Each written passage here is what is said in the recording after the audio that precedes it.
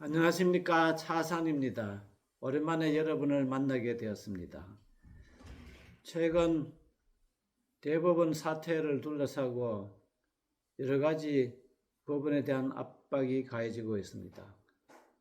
마침 제가 옛날에 경험한 일이 생각나서 한번 영상을 찍어 보겠습니다. 제가 행정처장을 할 때 그때 당시도 법원에 대한 어떤 압박을 가할 목적이었는지 한나라당에서 법원을 개혁하겠다고 법안을 제출한 적이 있었습니다. 대법원을 어떻게 하든 국민에게 봉사하도록 신속한 재판을 하도록 개혁을 하자는 것이 표면적인 이유였습니다.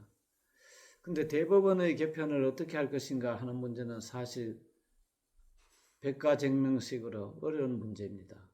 보통 사건이 많으니까 법관수를 늘리자고 주장을 하든지, 대법관을 늘리기가 어려우면은 일반 법관이라도 늘려서 이원적으로 대법원을 구성하자. 대법원을 늘리기가 어렵다면은 상고법원을 만들어서 심사하게 하자. 또 미국식으로 상고 허가제를 하자. 이렇게 여러 가지 의견이 나오고 있고, 각 의견이 대충 30 내지 40% 정도의 지지를 받고 있기 때문에 어느 한 의견도 50%의 지지를 받지 못하여서 그때 당시도 그 문제는 결국 더 추후에 논의하기로 하자고 마무리가 되었습니다. 그럼 왜 이렇게 대법원을 개편하는 것이 어려울까요? 사건이 많으면 1차적으로 우리는 수를 늘리면 되지 않을까 이렇게 생각하기가 쉽습니다. 미국의 경우에도 연방대법원에서 그와 같은 논쟁이 있었습니다. 그런데 1심 법원은 사건이 늘면은 법관 수를 늘리는 것은 쉽습니다만 상고심은 법령 해석의 통일이라는 기능을 하고 있기 때문에 무한정 법관 수를 늘릴 수가 없다는 것이 큰 장애로 지적되고 있습니다. 수십 명의 법관이 모여서 법령 해석을 토론을 한다면 원만한 토론이 되지 않기 때문에 결국 법령 해석의 통일을 위한 기능을 하기 위해서는 개개 사건에 대한 정의를 실현하는 것은 뒤로 미루어야 한다는 것이 미국 연방대법원의 개편의 결론이었습니다. 그러면 국민들은 어떻게 하느냐? 국민들에 대한 권리구제는 1심과 2심을 충실히 하여서 하는 것이 최선의 방안이다. 그때 미국 사람들은 그렇게 생각을 했습니다. 최근 우리나라에서도 대법관을 늘리자고 하면서 대법원의 이기주의 때문에 대법관을 늘리지 않는다는 주장이 나오고 있습니다. 또 독일과 같은 경우에는 최고법원인 상고심에도 수백 명이 근무하고 있다고 외국의 예를 들기도 합니다. 그때 당시에도 다 이 이야기가 나온 것입니다.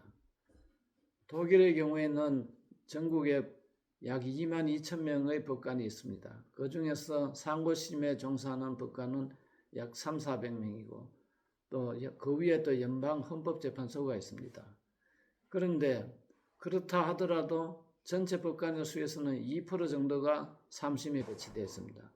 그런데 우리나라는 12명의 대법관이 있지만 이 대법관을 보조하는 재판연구관이라는 법관이 120명 정도가 대법원에 배치되어 있습니다. 결국 이 재판연구관이 우수한 인력이 대법원에 배치되면 그만큼 1심, 2심에서 재판할 요원이 부족하게 되는 것도 현실입니다. 그러면 1심, 2심 법관도 충원을 하면 되지 않겠느냐 이렇게 생각하기가 쉽습니다.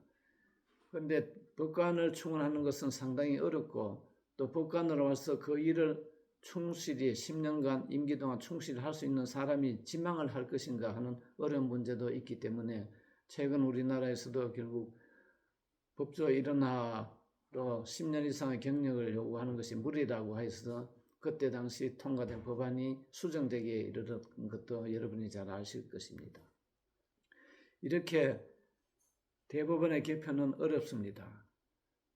또 우리나라와 독일이나 유럽과 비교하기에 어려운 하나의 특징을 말씀을 드리면 우리나라는 미국과 함께 전 세계에서 보면 어쩌면 대통령 중심제를 취하고 있는 특별한 나라입니다. 그런데 상권 분립을 본다면 유럽의 경우에는 의원 내각제를 하기 때문에 입법부와 행정부가 결합이 되어 있습니다. 상권 분립이 이제는 없어진 것이죠. 그렇다면은 국가적인 어려운 이해관계가 충돌이 되었을 때 그것을 누가 결정하느냐? 결국은 의회에서 내각을 불신임하든지 내각에서 의회를 해산하든지 하여서 총선을 실시하여서 국민이 결정하게 됩니다. 그런데 대통령 중심제 하에서는 이런 제도가 없기 때문에 의회와 행정부가 대립하면은 모든 정치적인 문제, 정치적으로 해결될 문제가 법적인 문제로 포장이 되어서 법원으로 밀려오게 됩니다. 이와 같이 법원으로 오는 사건을 최종적으로 심사할 대법원은 그러면 어떤 모습을 가지고 있어야 여기에 대해서 슬기롭고 현명하게 대처할 수 있을까요? 만약에 대법관의 수가 수십 명이 된다면은 회의체에서는 심도 있는 토론을 하기가 어렵습니다. 그래서 미국에서도 연방대법원을 만들면서 위헌 심사를 하면서 입법부와 행정부의 대립이 의회에서 해결되지 않고 법원으로 밀려올 때 대법관 수를 어떻게 하는 것이 효율적인가 연구한 결과 9명이 가장 적합하다고 의견을 모았습니다. 그래서 연방대법원이 현재 9명으로 구성되어 있습니다. 우리나라도 이와 같은 미국의 그 역사적인 경험을 토대로 하여서 헌법재판소도 9명으로 구성되어 있고 또 대법관도 12명으로 구성되어 있습니다.